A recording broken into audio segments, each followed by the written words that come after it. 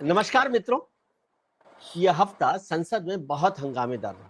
संसद के बाहर भी बहुत हंगामेदार रहा। सड़क पर रहा, जंतर मंतर पर प्रदर्शन होता रहा, छात्रों पर लाठीचार्ज हुआ, पुलिस के साथ गुत्थम गुत्था हुई, फिर पैलेट गन चली, फिर AK-47 दिखाई दी, सिवान में दिखाई दी, बिहार में, और कुछ और बड़ी मसले हुए और संसद में भी काफी हंगामा हुआ। राहुल गांधी जी खूब बोले, फिर भी बोले कि नहीं बोलने दिया उनको, तो वो भी हुआ, उन्होंने बाहर जाकर भी बोला। सरकार ने जो शिक्षा मंत्री थे धर्मेंद्र प्रधान का इस्तीफा ले लिया, लेकिन बात वहां से बन नहीं रही। क्या इन सब मसलों से सरकार का रुआब कम हुआ? क्या अमित शाह जी जो गृह मंत्री हैं उन पर दबाव बन रहा है इस्तीफा देने का? यह बात खत्म हो गई है? क्या पुलिस की जिम्मेदारी है? और बार बार ये कहना कि अमित शाह जी के या होम मिनिस्टर साहब के आदेश पर ही लाठीचार्ज हुआ या पैलेट गन चलाई गई है, जो भी पुलिस का एक्शन था वो उसके लिए अमित शाह जी जिम्मेदार है। प्रधानमंत्री ने इस पर संसद में कुछ नहीं बोला है। ऐसे बहुत सारे मसले। इस दौरान वंदे मातरम का बिल भी पास करवा लिया राज्यसभा में सरकार ने। नीट का पेपर का बिल भी पास करवा लिया, दोनों ही सदनों में पास हो गया, कानून बनेगा, कड़ा कानून बनने वाला है। ऐसी सब बहुत सारी बातें हो रही है, लेकिन इसका राजनीतिक मायने क्या है? और दूसरी बात, कॉकरोच जनता पार्टी जो एक आंदोलन से निकल कर आई थी, क्या वो डिसअपियर हो जाएगी, खत्म हो जाएगी, या कॉकरोच की तरह डायनासोर भले चले गए हो, कॉकरोच जैसे जिंदा है, वो पार्टी के तौर पर भी बनकर रहेगी? इस सब पर चर्चा करेंगे हमारे मित्र, हिंदुस्तान की पत्रकारिता में बड़े नामों में से एक, मजबूत नाम में से एक, और उन्होंने आंदोलन को भी देखा, आंदोलन में शामिल भी हुए और राजनीति में भी हिस्सा लिया है। सत्य हिंदी के फाउंडर भी हैं। और सबसे बड़ी बात है कि बेखटके बोलते हैं, बेखौफ बोलते हैं। आशुतोष जी, प्रणाम सर। धन्यवाद सर। प्रणाम प्रणाम। बहुत बहुत स्वागत है आपका। जी जी आ, जी। आपका अनुभव जो है, आपने बच्चों को अनुभव दिया था कि नहीं दिया था CJP को, कि क्या आंदोलन कैसे करना चाहिए? वो तो बहुत जल्दी कामयाब हो गए। देखिए, हर पीढ़ी को ये इस बात का गुमान होता है कि उसके आगे वाली पीढ़ी जो है वो बेवकूफ है, और हकीकत ये होता है कि जो पीढ़ी अगली पीढ़ी को बेवकूफ समझती है वो खुद बेवकूफ बन जाती है। तो मुझे लगता है कि ये जो पूरा का पूरा आंदोलन था, भारत के इतिहास में लंबे समय तक याद किया जाएगा। लंबे समय तक इसलिए याद किया जाएगा क्योंकि जो हमारे माइथोलॉजी में अगर हम कहें तो एक कहानी चलती है, वो है गोलियत वर्सेस डेविड की कहानी। डेविल। और जब पूरी दुनिया को इस बात का एहसास है गोलायत के सामने कौन खड़ा होगा, तब एक छोटा सा बच्चा आता है और एक पत्थर खींच के मारता है, और उसके बाद गोलायत के माथे पर लगता है और वो फिर वीरगति को प्राप्त हो जाते हैं। यहां जो पूरा का पूरा मामला था, जब कोई सोच भी नहीं सकता था कि दरअसल नरेंद्र मोदी की सरकार को कोई झुका सकता है, और उनकी सरकार में किसी मंत्री का और पावरफुल मिनिस्टर का इस्तीफा भी हो सकता है, जब ये कोई सोच भी नहीं सकता था, तब अचानक एक बच्चा बॉस्टन से आता है और उसकी एक रैगटैग आर्मी बनती है। वो धरने पर बैठ जाते हैं, उसको कोई तवज्जो नहीं देता है। मेरे जैसे लोग उसको फ्लॉप शो कहते हैं। और उसके बाद अचानक 20 जुलाई के बाद जो माहौल पैदा होता है, वो सरकार के माथे पर इतने बल पैदा कर देता है कि सरकार के सामने अपने मंत्री का इस्तीफा लेने के अलावा कोई चारा बचता नहीं है। तो मुझे लगता है कि ये एक ऐसा मंजर था जो शुरू तो टेस्ट मैच की तरीके से हुआ कि 5 डे बैटिंग धीरे धीरे प्ले करेंगे, और आखिरी ओवर में इतनी ताबड़तोड़ बैटिंग बच्चों ने की कि फिर सामने वाले के माथे पर पसीना आ गया और वो उन्होंने सरेंडर कर दिया। मैं सरेंडर शब्द का इस्तेमाल कर, सरेंडर कर दिया एक तरीके से सरकार के लिए आपका? मैं बिल्कुल कह रहा हूं, सरकार ने सरेंडर कर दिया। बच्चों के सामने सरकार को सरेंडर करना पड़ा, दूसरा कोई रास्ता नहीं था, क्योंकि उन्होंने तो उनकी कमर तोड़ने की पूरी कोशिश की। जिस तरीके से सरकार लाठियां कह बरसी। रही है कि ये सरकार कह रही है कि उनकी छात्रों को, बच्चों को लेकर चिंता थी, विनम्रता थी प्रधानमंत्री की, और आप इसे सरेंडर कह रहे हैं। कोई सरकार मान जाए बात को तो आप सरेंडर कहते हैं, नहीं माने तो आप उसे तानाशाह कहते हैं। देखिए विजय जी, हिंदुस्तान के किसी भी राजनीतिज्ञ के बारे में अगर आप विनम्रता शब्द जोड़ेंगे तो मैं बहुत ईमानदारी से उसको स्वीकार कर लूंगा। लेकिन इस सरकार के दो ऐसे लोग हैं जिनको मैं विनम्रता से दूर दूर तक नहीं जोड़ता हूं। एक का नाम है नरेंद्र दामोदर भाई मोदी और दूसरे हैं अमित भाई शाह।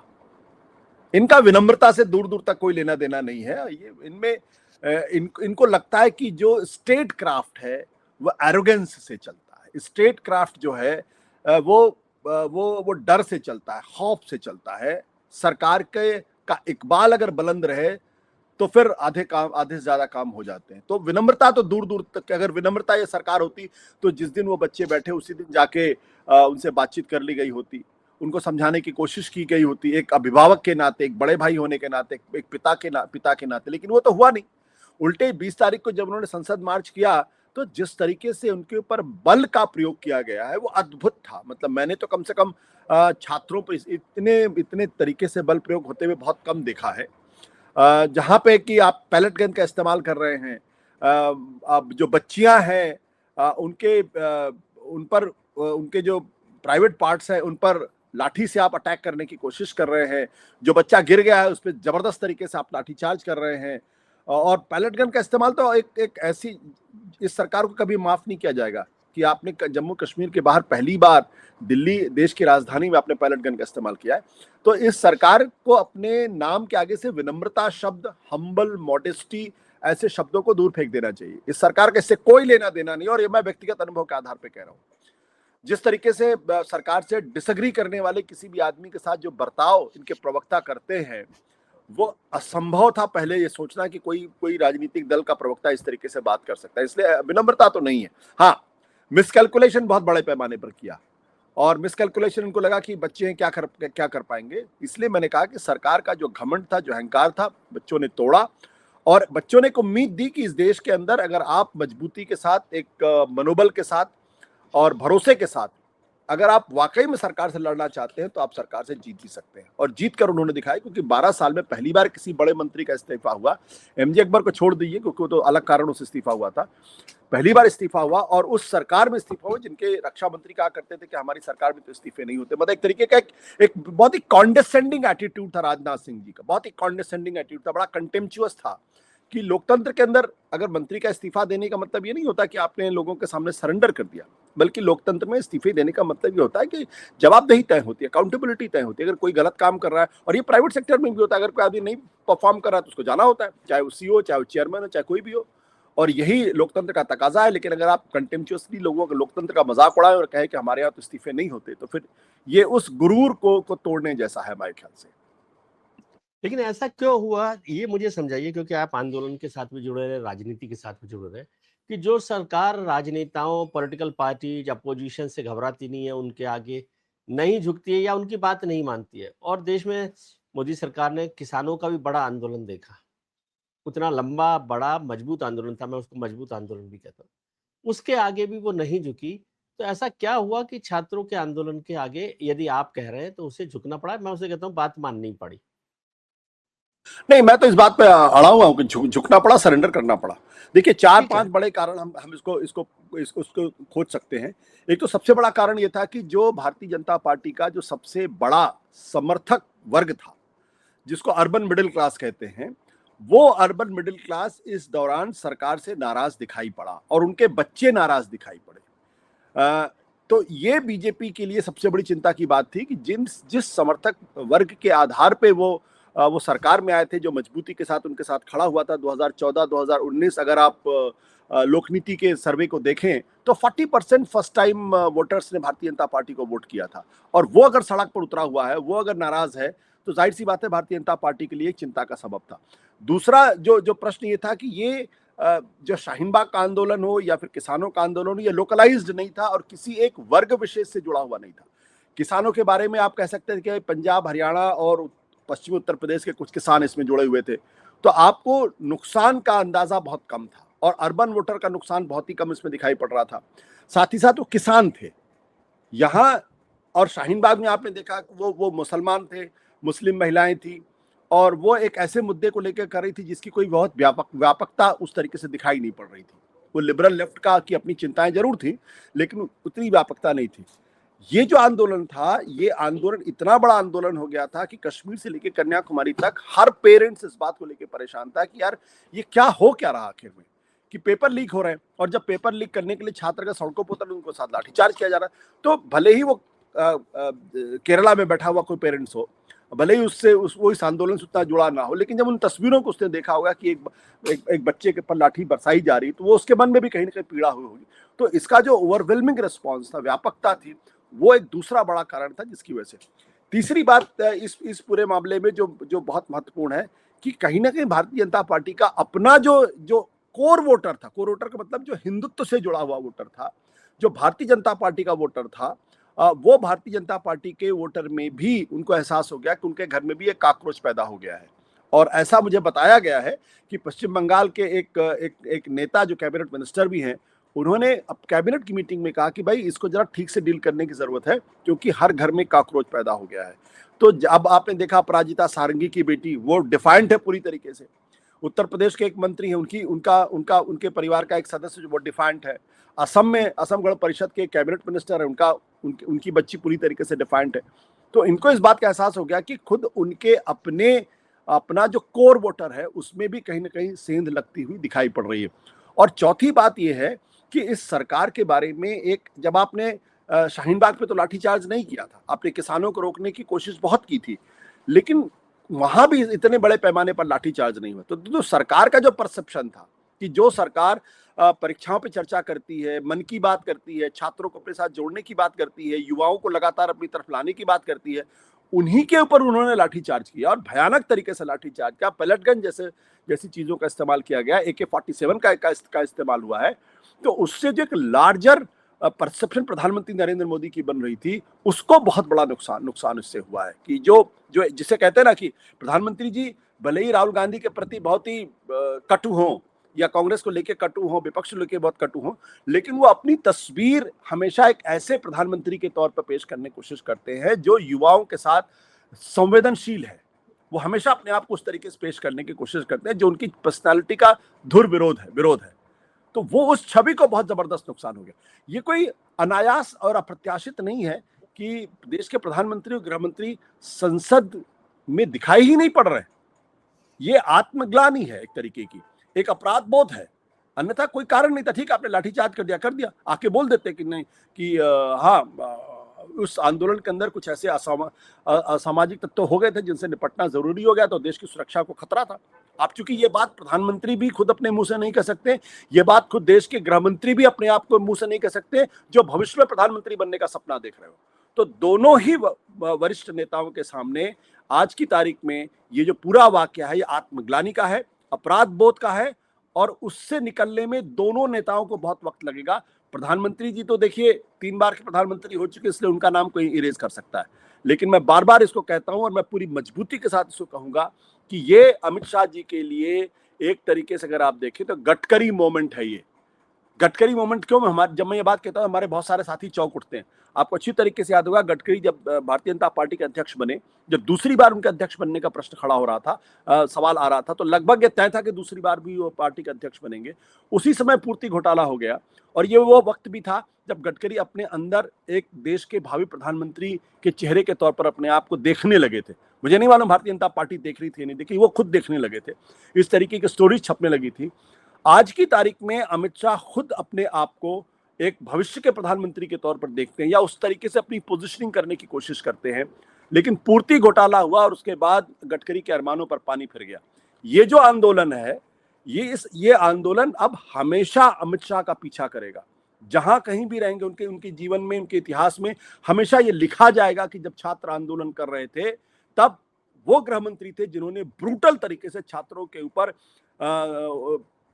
जो है वो पैलेटगंज बर्बर तरीके से उन पर हमला किया, और उनके रहते हुए बिहार में AK-47 चली। तो कुछ तस्वीरें चिपक जाती हैं, वो हटती नहीं। इसलिए मैंने कहा ये गडकरी मोमेंट, अब क्या ये गडकरी मोमेंट उसी तरीके से प्ले आउट होगा जैसे नितिन गडकरी के साथ प्ले हुआ, मुझे नहीं मालूम, लेकिन एक दाग लग गया। जैसे राजीव गांधी कभी भी रहेंगे, बोफोर्स उनके साथ चिपका रहेगा, वो नहीं हट सकता। विश्वनाथ प्रताप सिंह के साथ जो वो जो आरक्षण विरोधी आंदोलन था, वो चिपका रहा कि भाई छात्रों ने आत्मदाह किया उनके रहते हुए, और इसीलिए आपने देखा कि उनकी जो पूरी लोकप्रियता थी पूरी तरीके से खत्म हो गई। तो ये जो है, ये इनके लिए एक लंबे समय तक उनके पीछे चिपका रहेगा, और इसीलिए मैंने कहा ये अमित शाह जी के लिए एक गडकरी मोमेंट है। ठीक है, गडकरी मूवमेंट को आपने दूसरे तरीके से डिफाइन किया। मुझे लगा कि आप कह रहे हैं गडकरी मूवमेंट को जब आपने 2013 का जिक्र किया तो मुझे लगा कि उसमें तो ऐसा आरोप था कि पार्टी के लोग भी बहुत सारे शामिल थे। यहाँ तो मुझे नहीं लग रहा कि ऐसा कोई मसला होगा। आपने दूसरे तरीके से उसको डिफाइन किया, वो ठीक है बात। लेकिन एक चीज मुझे समझाइए सर, कि जिसमें भी बात हो रही है बार बार कि अब धर्मेंद्र प्रधान का इस्तीफा हो जाने के बाद हम्म। अपोजिशन और जो लोग हैं अमित शाह के इस्तीफे के लिए या उन पर दबाव बनाने के लिए लामबंद हो रहे हैं। एक सवाल तो यह है। दूसरा सवाल, उसका जवाब आप पहले भी दे सकते हैं कि ये कहा गया कि भाई सरकार थोड़ी, कोई होम मिनिस्टर तो वो देते नहीं लाठीचार्ज का, पैलेट गन का आदेश। वो जो ग्राउंड जीरो पे जो भी ऑफिसर होता है, मजिस्ट्रेट होता है, और एक्चुअली मजिस्ट्रेट भी कुछ नहीं होता, जो भी ऑफिसर होता है वो इंचार्ज होकर उसको देता है और वही अकाउंटेबल होता है। तो होम मिनिस्टर को इसमें क्यों जिम्मेदार ठहराना? और फिर लोगों ने कहा कि भाई आपने देखा नहीं कि वो संसद तक पहुंच गए थे बच्चे लोग, क्या करें? फिर आप ही सवाल करते आशुतोष जी कि भाई अमित शाह जी की पुलिस कहाँ थी जो संसद तक पहुंच गए बच्चे लोग, आंदोलनकारी, प्रदर्शनकारी? देखिए, ये अपने आप में बहुत ही मैं बेहुदा शब्द का इस्तेमाल नहीं करूंगा, लेकिन बहुत ही बेकार का तर्क है, बल्कि तर्क ही नहीं, ये दरअसल एक तरीके का कुतर्क है। यही भारतीय जनता पार्टी जो कहती है, बीजेपी इस बात को जोर दे रही। हाँ, मैं कह रहा हूँ कि ये कुतर्क है, ये कहने के लिए कहा जा रहा। यही भारतीय जनता पार्टी जो है, जो कहती है कि कार सेवकों के ऊपर तो मुलायम सिंह यादव ने गोली चलवाई।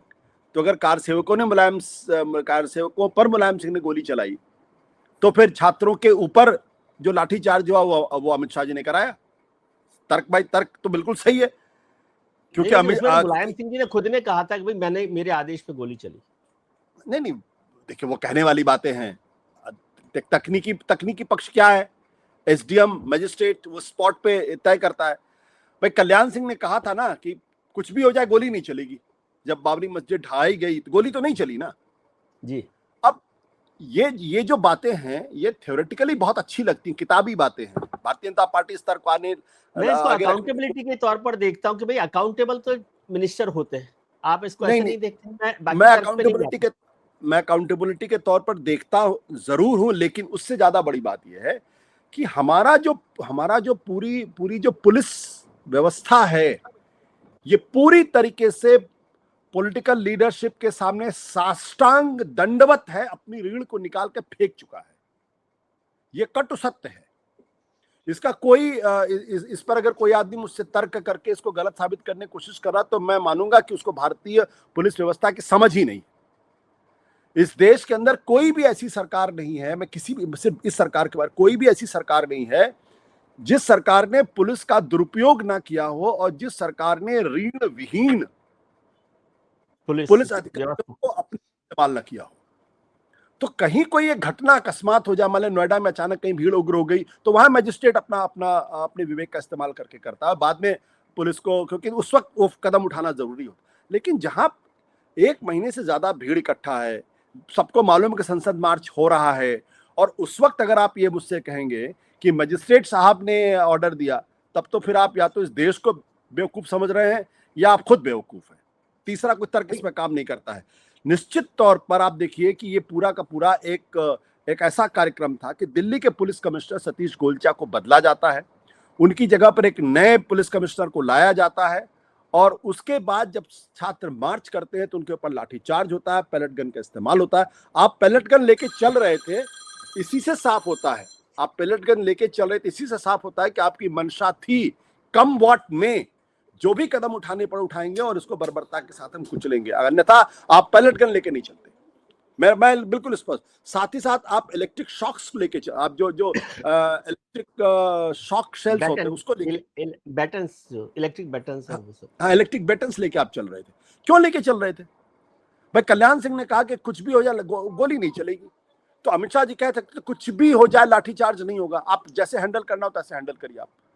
आप जो टीयर गैस का इस्तेमाल करना हो करिए, आप जो है आंसू क्या कहते हैं, आपको लगता है कि एसओपी को भी फॉलो किया गया? क्योंकि आमतौर पर मैं देखता हूँ, इतने आंदोलन हमने देखे हैं, आपने भी देखे, एसओपीज के थ्रू यदि सबसे पहले टीयर गैस सबसे आसान चीज है, वाटर कैनन जो है सबसे मतलब नॉन लीथल या कम लीथल वो होता है, तो उसको इस्तेमाल मेरे ख्याल से वहां पर किया गया कि नहीं किया गया, मैं वहां पर स्पॉट पर नहीं था, और ना टीयर गैस को उस तरह से इस्तेमाल किया गया, और अचानक यहाँ पर आ गए। क्या ये एसओपी को भी यदि इस्तेमाल करते, या इसको आप इंटेलिजेंस फेल्योर के तौर पर भी देखते? मैं अमित शाह पर और आगे एक बार बात करेंगे दोबारा, लेकिन आपको लगता है कि ये एब्सोल्युटली इंटेलिजेंस फेल्योर भी है? ये सरकार का टोटल फेलियर है। देखिए, अगर इंटेलिजेंस इनके पास होती तो दीपके को आने नहीं देते। सबसे बड़ी गलती आपने ये की कि आप जब वो लड़का वहां से आया तो आपने एयरपोर्ट पे जाके उसको आपने परमिशन दे दी। नहीं देनी चाहिए थी भाई। इस शहर के अंदर जब दो आदमी जंतर मंतर पे इकट्ठा होना चाहते हैं, पुलिस की परमिशन मांगते तो नहीं मिलती। ये तो सच्चाई है ना, 99% केसेस में नहीं मिलती। भारतीय जनता पार्टी जुड़े हुए संगठन करते तो उनको आसानी से परमिशन मिल जाती। दूसरी बात, अगर आपके पास जानकारी होती कि इस आंदोलन को लेकर लोगों के मन में कितनी सद्भावना है, और सोनम वांगचुक के तो नहीं उठाते आपने जब सोनम वांगचुक को एक बहुत ही एम्बिच्योर तरीके से उठाने की कोशिश की, ऐसे जमाने में जबकि हर आदमी के पास सेल फोन है, सबको मालूम है कैसे आप उठाएंगे, और वो तस्वीर छिप नहीं सकती है। तीसरी बात, जब संसद मार्च हो रहा था तब आपने लाठीचार्ज कर दिया, तब भी आपको इस बात का अंदाजा नहीं था कि इस आंदोलन के प्रति लोगों की संवेदनाएं क्या है। तो इंटेलिजेंस फेलियर तो टोटल था। चौथी बात जो मुझे लगता है कि जो सबसे बड़ा ब्लंडर था, वो अनुराग कुमार को दिल्ली का पुलिस कमिश्नर बनाना इनका सबसे बड़ा ब्लंडर था। जो आदमी पिछले 20 से पुलिस की फंक्शनिंग से दूर रहा है, पब्लिक इंटरेक्शन से दूर रहा है, उसको आपने जो देखिए, इंटेलिजेंस के काम करने का तरीका बिल्कुल अलग होता है, पुलिस के काम करने का तरीका बिल्कुल अलग होता है, आर्मी के काम करने का तरीका बिल्कुल अलग। इसीलिए कहते हैं कि आर्मी को आप सिविल मामले में मत इन्वॉल्व करिए, क्योंकि आर्मी के नजर, आर्मी की ट्रेनिंग होती शत्रु पर हमला करना। पुलिस की ट्रेनिंग ये नहीं है कि आप वो जिससे आप डील करें वो आपका शत्रु है, वो आपका देश का नागरिक है, आपको उसी तरीके से उससे डील करना पड़ेगा। गुप्तचर विभाग की ट्रेनिंग बिल्कुल अलग तरीके, वो भी एक एनिमी सिंड्रोम पे काम करती है, तो मुझे लगता है कि अनुराग कुमार को लाना अमित शाह की सबसे बड़ी गलती थी, और अनुराग कुमार को स्पेसिफिक ब्रीफ के साथ लाया गया था, अन्यथा अचानक आप सतीश गोलचा को नहीं हटाते। स्पेसिफिक भाई मैं समझना चाहता हूँ आपसे, क्योंकि आप एडमिनिस्ट्रेशन को बहुत देखते रहे, क्यों ऐसी वजह पड़ी कि दिल्ली में कमिश्नर को अचानक बदलना पड़ा बीच में? मतलब ये तो बीच में ही कहूंगा मैं कि आंदोलन चल रहा था या कुछ भी, कुछ तो ना, 1-2 दिन पहले की बात है। हाँ। आप देखिए, 2 दिन पहले की बात है। देखिए, सतीश गोलचा, मेरे ख्याल से, देखिए मेरे पास कोई इन्फॉर्मेशन नहीं, लेकिन मुझे ऐसा लगता है, जो मुझे 1-2 लोगों से बातचीत करने के बाद पता चला, कि सरकार में परसेप्शन ये था कि एक तो इन्होंने ठीक से ब्रीफ नहीं किया, इनके पास जो इंटेलिजेंस रिपोर्ट होनी चाहिए थी किस आंदोलन को लेके, उसकी जानकारी इनके पास ठीक नहीं थी। दूसरी बात, इनको ये बार बार लग रहा था कि ये सॉफ्ट है, ये शायद उस तरीके से डील नहीं कर सकते जिस तरीके से डील करने की जरूरत थी। यानी क्रैकडाउन जो करना था वो शायद या तो सतीश गोलचा मना कर रहे थे, या फिर वो उनका स्वभाव ऐसा रहा होगा, मना कौन कर सकता है? कोई ऑफिसर मना कर सकता है? क्या आपको लगता है कि कोई ऑफिसर इस देश में मना कर सकता है सरकार को? नहीं, सरकार को मना तो नहीं कर सकता, लेकिन उसकी एक ओपिनियन तो होती है ना भाई। अगर वो बोले कि नहीं यार देखिए, इस पे तो मुझे लगता है इतनी कड़ाई की जरूरत नहीं है, तो जब आप ये बात कहते हैं तो लोगों को लगता है यार ये उस तरीके से नहीं हैंडल कर पाएगा जिस तरीके से हैंडल करने की जरूरत है, लिहाजा इसको बदल देते हैं। वो तो अपने ऑफिस के लिए निकल गए थे, तब जाके उनको बीच कोई बहुत अनसेरिमोनियस तरीके से उनको हटाया गया है। तो हो सकता कोई और भी कारण हो, मैं नहीं जानता, हो सकता कोई और भी कारण हो जिसकी वजह से उनको हटाया गया हो। लेकिन आपको लगता है कि होम मिनिस्टर ने आदेश दिया पैलेट गन चलाने का? देखिए, होम मिनिस्टर की सिंगल लाइन ब्रीफ होती है। जब पुलिस कमिश्नर ने पूछा होगा, या देखिए, ये तो मैं नहीं मान सकता कि पुलिस कमिश्नर ने नहीं पूछा होगा कि सर क्या करना है, इसमें कैसे करना है। आपको भी याद होगा, आप भी संपादक रहे, मैं भी संपादक रहा हूं भाई। जब ब्यूरो चीफ आता है, भाई इस स्टोरी को क्या करना है, कैसे डील करना है, तो आप एक ब्रीफ देते हैं ना कि इस पे हार्ड लाइन लेनी, इस पे सॉफ्ट लाइन लेनी है, या इस पे कुछ ग्रे एरियाज हैं। तो अमित शाह से जब उन्होंने, पुलिस कमिश्नर ने पूछा होगा, तो वो कह सकते थे कुछ भी हो जाए, लाठीचार्ज नहीं होगा, सिंगल लाइन की ब्रीफ। उसके बाद ये पुलिस कमिश्नर की जिम्मेदारी कैसे उसको डील करेगा। तो वो ये थोड़ी अमित शाह कहेंगे कि आपको पैलेट गन चलानी है नहीं चलानी है, या आपको AK-47 चलानी है नहीं चलानी है, टीयर गैस चलानी, वो ये नहीं, वो पॉलिसी फॉर्मुलेशंस करते हैं। वो एक नीति वाक्य बोलेंगे कि अच्छा सर, तो मान लीजिए कि अगर छात्र उग्र हो गए तो हाँ ठीक है, आप टीयर गैस वगैरह देख लीजिए, गोली नहीं चलेगी। ये और यही, क्योंकि उनको मालूम है, हाँ, इसको मालूम है कि कमिश्नर को नुकसान नहीं होगा, अंततः नुकसान तो सरकार को होगा, रूलिंग पार्टी को होगा। और आप गृह मंत्री भाई, the buck stops at your table.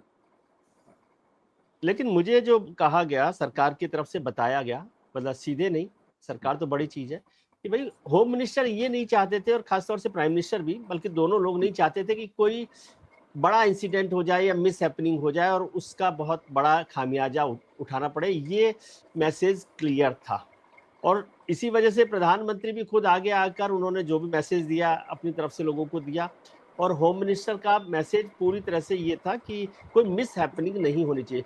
बल्कि उनके पास ये मैसेज था, ऐसा बताया जा रहा है, कोई जानकारी नहीं इसमें से, कि भाई कुछ लोग हैं जो इसका फायदा उठाकर कुछ मिस हैपनिंग कर दे, और फिर सरकार के लिए बड़ी मुश्किल हो जाए। देखिए, अगर समझदार सरकार होती तो ऑर्गेनाइजर्स की लीडरशिप के साथ अलग से बात करती और उनको कहती कि मेरे पास ये इन्फॉर्मेशन है कि इस तरीके के लोग आपके आंदोलन में घुस गए। अब आपकी जिम्मेदारी, आप इसको कैसे करेंगे? और मुझे लगता है कि तब ये ऑर्गेनाइजर्स की जिम्मेदारी थी कि मंच से आके कहते कि हमारे बीच में कुछ ऐसे तत्व भी आए हुए हैं, कृपया हमारे लोग अलर्ट। क्योंकि मैंने भी बहुत सारे इस तरीके के प्रदर्शन कवर किए हैं, तो सरकार ने ऑर्गेनाइजर्स के साथ किसी तरीके का कोई कम्युनिकेशन रखा ही नहीं। हकीकत ये है, किसी तरीके का कोई कम्युनिकेशन नहीं था। सोनम वांगचुक तक से भी रीच आउट करने की कोशिश नहीं की जा रही थी। जबकि मुझे अच्छी तरीके से मालूम है कि जब अन्ना का आंदोलन चल रहा था तो तीसरे दिन, यानी जब जंतर मंतर में बैठे और जब रामलीला मैदान में बैठे, तो टू एंड फ्रो दोनों तरफ से लगातार हो रहा था। आंदोलनकारियों यानी अरविंद केजरीवाल, उनकी टीम के साथ भी लगातार संपर्क सरकार का था, किसी न किसी मंत्री, किसी तीसरे चौथे पांचवें आदमी के माध्यम से रामलीला मैदान में भी था। और फिर उसमें यह बात हो रही थी भाई कैसे आंदोलन तोड़ा जाए, क्या क्या शर्तें हो। यहां पे किसी तरीके का कोई कम्युनिकेशन नहीं था। जो पहला कम्युनिकेशन हुआ वो लाठीचार्ज के बाद हुआ है। जब लाठीचार्ज हो गया, सोनम वांगचुक को सफदरजंग अस्पताल में ले जाए गए, वहां से मेदांता गए, तब जाके पहला कम्युनिकेशन हुआ। तो ये तो टोटल फेलियर ऑफ मैनेजमेंट है। वो इसलिए है क्योंकि सरकार का एक एरोगेंस है। और इसीलिए मैंने कहा कि सरकार जैसे वो अपनी पार्टी के नेताओं को हाँकते हैं, जैसे अपनी सरकार को चलाते हैं, वैसे उन्होंने आंदोलनकारियों को भी हाँकने चलाने की कोशिश की, जो मिसफायर किया। अब आप कह रहे हैं कि वहां एंटी सोशल एलिमेंट्स थे, आप कह रहे तो एंटी सोशल एलिमेंट्स को तो सबने देखा ना कि कौन बच्चों को थप्पड़ मार रहा था। क्या पुलिस ने उसके खिलाफ कोई कार्रवाई की? मतलब 72 घंटों के बाद उसके खिलाफ कोई कार्रवाई नहीं। फाइनली वो खबर आई कि शायद उसको उन्होंने कस्टडी में ले लिया। वो गदा लेके कुछ लोग वहां पहुंच गए थे जो किस भद्दे तरीके से गालियां बक रहे थे। उनके खिलाफ कोई कार्रवाई की? नहीं कार्रवाई की। अब आप अखबारों में खबर प्लांट कर रहे हैं कि 200 से ज्यादा एंटी सोशल एलिमेंट्स थे। भाई अगर आप उनकी पहचान करते तो 2870 एंटी सोशल एलिमेंट है सर। पुलिस ने फेस रिकॉग्निशन के सब जो पुलिस ने बताया है 2870। आप 200 कह रहे हैं, इसलिए मैंने बोला कि 2870 बोला। अनुराग कुमार जी जो हैं वो बहुत लंबे समय तक इंटेलिजेंस में रहे हैं, तो काउंटर टेररिज्म, काउंटर इंटेलिजेंस कैसे करना होता है उनको मालूम है, वो जानते हैं। अब कौन जाके पूछेगा कि भाई जब 2778 लोगों की लिस्ट आप हमको दीजिए? कोई बोलेगा? अगर आपके पास इतनी जानकारी थी तो आपने क्यों नहीं ऐसे लोगों की धरपकड़ की? किसी एक आदमी को अरेस्ट किया, किसी एक आदमी को अपने कस्टडी में नहीं लिया ना। वो अभी भी खुलेआम छुट्टे घूम रहे हैं, आप उनको छुट्टे घूमने दे रहे हैं। और अगर ऐसे किसी व्यक्ति के खिलाफ जो एंटी सोशल एलिमेंट है, जो वहां आतंक फैलाना चाहता था, अगर उसको गिरफ्तार करते हैं या पुलिस कस्टडी में लेती है, तो क्या आंदोलनकारियों की इतनी हिम्मत है बोलेंगे कि आप ऐसे लोगों को गिरफ्तार मत करिए? तो मैं ये कहना चाहता हूं कि ये अब उस आंदोलन को डिस्क्रेडिट करने की कोशिश की जा रही है, क्योंकि सीधे उसको पाकिस्तान परस्त बता नहीं पा रहे हैं, सीधे उसको मुस्लिम परस्त बता नहीं पा रहे हैं। उसमें जो आंदोलनकारी ज्यादातर लोग हैं वो सब हिंदू समुदाय के लोग हैं। जो वहां भीड़ इकट्ठा हुई इसमें ज्यादातर हिंदू समुदाय के लोग हैं। तब आप कैसे उनको बोलेंगे कि ये तो शाहीन बाग वाले हैं? भाई अमित शाह का कैसे आंदोलन से डील करते हैं ये तो आपको अच्छी तरीके से मालूम है ना, कि जब दिल्ली चुनाव के दौरान उन्होंने क्या कर, इतने जोर से बटन दबाइए कि करंट शाहीन बाग को जाकर, आप सोचिए, ये हिंदुस्तान के गृह मंत्री का तरीका है आंदोलनों से निपटने का, ये तरीका है। और इसी तरीके ने दरअसल आज अमित शाह को आत्मग्लानि और अपराध बोध से भर दिया है, क्योंकि उनका तरीका गलत था। अगर जरा सा भी संवेदनशीलता होती तो इन बच्चों को हैंडल करना बहुत आसान था, बिल्कुल मुश्किल नहीं था। यह मैं आपको अपने अनुभव से कह, क्योंकि ये लोग पॉलिटिकल नहीं थे, ये प्रोफेशनल जो है वो आंदोलनकारी नहीं थे। आपको सिर्फ उनको कॉन्फिडेंस में लेना था बस। जी, आप बार-बार कह रहे हैं कि सरकार ने रीच आउट नहीं किया, तो ये आंदोलन इतनी जल्दी झटपट कैसे खत्म हो गया कि सरकार ने भी मान लिया, वांगचुक साहब ने भी अनशन खत्म कर दिया? मैं किसी पे शक नहीं कर रहा, मैं इस स्ट्रेटेजी को समझना चाहता हूँ। बच्चे भी, ऐसी मीटिंग्स तो हमारे यहाँ पर यदि कॉलेज में, ऑफिस में कहीं होती है तो 10 मिनट में तो कोई ऑफिस का स्टाफ भी नहीं समझता जिसको अपनी नौकरी जाने का खतरा हो, कि नड्डा साहब के साथ 10 मिनट मीटिंग हो और उसके बाद वो भी मान जाए और सरकार भी मान जाए और सरकार तुरंत जगह बदलने के लिए भी तैयार हो जाए और वांगचुक साहब बच्चों से मिले भी ना, पेंशन भी सरकार से तुड़वा ले। ये सब चीजें कुछ डाइसी लगती है आपको या बहुत समझदारी वाली लगती है? नहीं, मैं डाइसी तो मैं नहीं मानता हूँ सोनम वांगचुक को लेके, लेकिन वो आजकल वंदे भारत की बड़ी तारीफ कर रहे हैं, तो और उनकी पत्नी जो हिंदू राष्ट्र की बात कर रही है, तो इससे तो लोगों के मन में शक जाएगा कि कहीं ऐसा तो नहीं कि वो सरकार के साथ उनकी कोई साठगांठ है। मैं किसी तरीके का कोई आक्षेप उनके ऊपर नहीं लगा रहा, लेकिन खुद उनके बयान जो हैं वो इस ओर इशारा करते हैं, या ऐसा भ्रम लोगों के हो सकता है।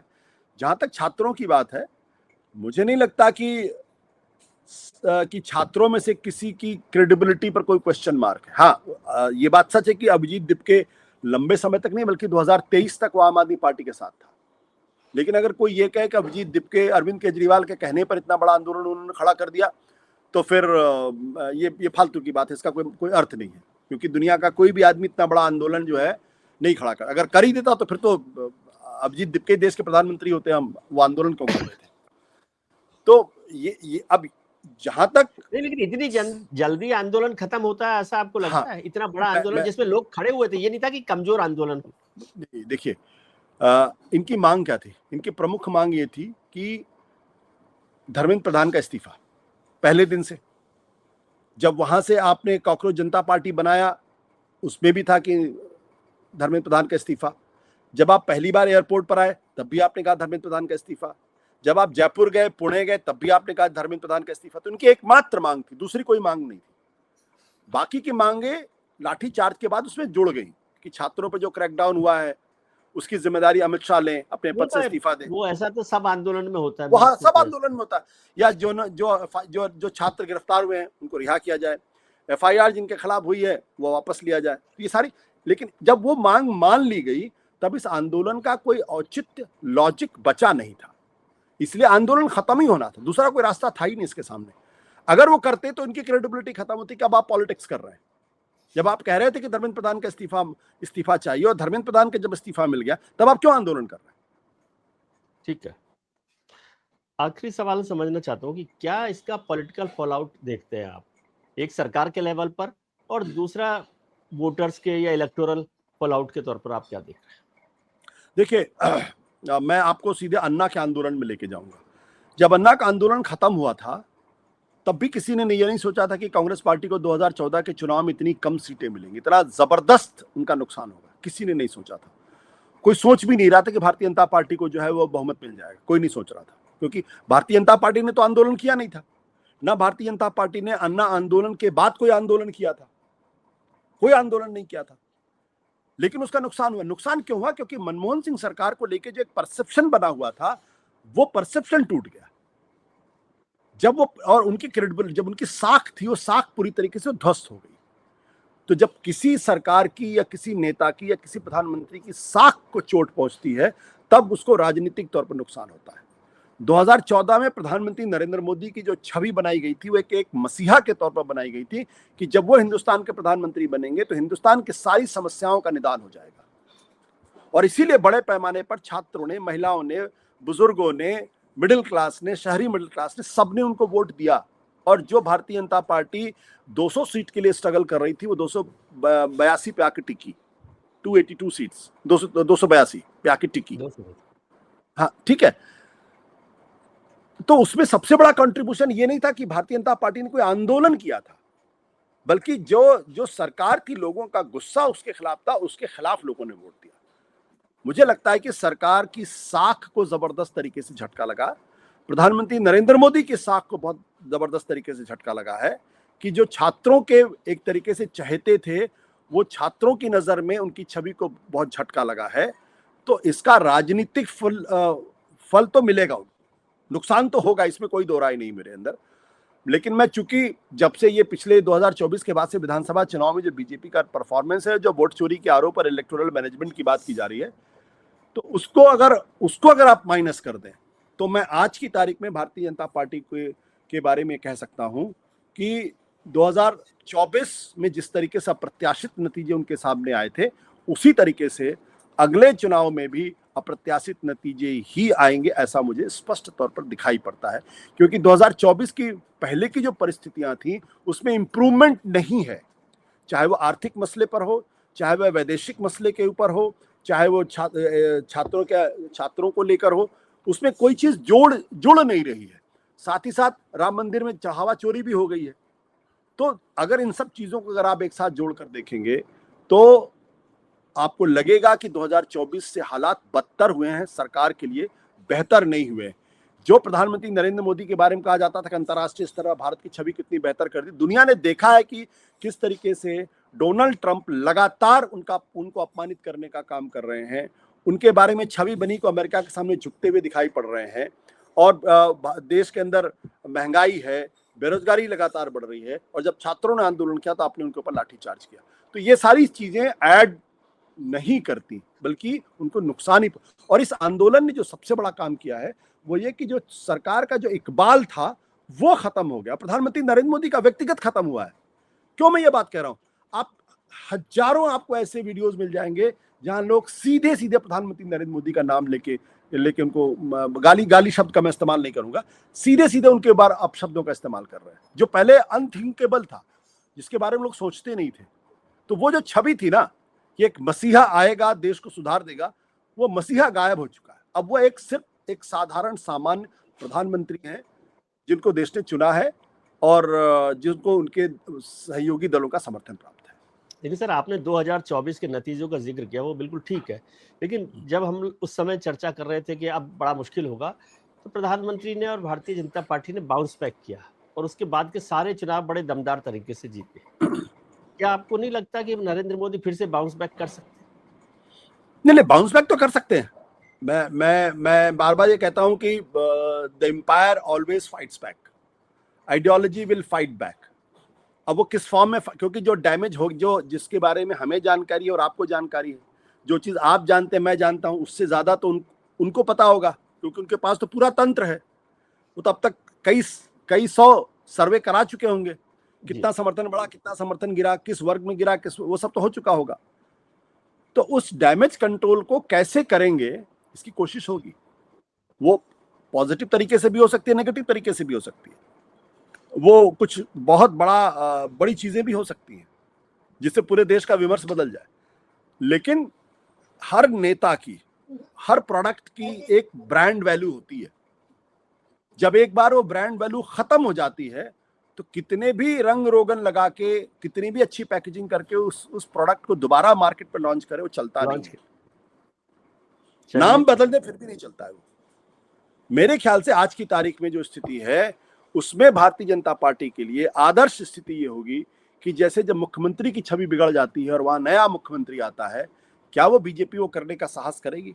मैं बहुत ऐसी बात कह रहा हूं जो मेरे ऊपर लोग टूट पड़ेंगे। लेकिन अगर राज्यों के अंदर मुख्यमंत्री का बदलाव इसीलिए होता है क्योंकि उनके बारे में ये कहा जाता है कि लोग टूट पड़ेंगे कि नहीं टूट पड़ेंगे। चलिए, आपकी बात मानते हैं, मुझे तो किसी को बात मानने में परेशानी नहीं होती, सबका अपना विचार होता है। आप दूसरा नेता बताइए, यदि बदलना हो प्रधानमंत्री की जगह, जो इस सरकार को बाउंस बैक कर सके, या उस छवि को, या ब्रांड वैल्यू को, या इकबाल को, या रुआब को, जो भी शब्द आप काम में लें, उसको कायम कर सकता है। देखिए, मैं अगर किसी का नाम लूंगा तो लोग कहेंगे कि मैं तो किसी की एडवोकेसी कर रहा हूं, लेकिन मुझे लगता है कि अगर आप जेनजी की बात कर रहे हैं तो आपको कम से कम 20-25 साल कम, प्रधानमंत्री नरेंद्र मोदी की उम्र से 20-25 साल कम उम्र के आदमी को चुनना चाहिए। नाम लेना मेरे लिए उचित नहीं होगा और ठीक भी नहीं होगा। अगर आप नितिन नवीन को देखिए, अगर आप नितिन नवीन को पार्टी का अध्यक्ष बना सकते हैं तो इसका मतलब है कोई भी आदमी देश का प्रधानमंत्री हो सकता है। तो अगर अध्यक्ष तो बन जाने दीजिए उनको पूरा सा। नितिन नवीन को अध्यक्ष तो पूरा सा बन जाने दीजिए, अभी तो वो अपनी टीम भी नहीं बना पाए हैं।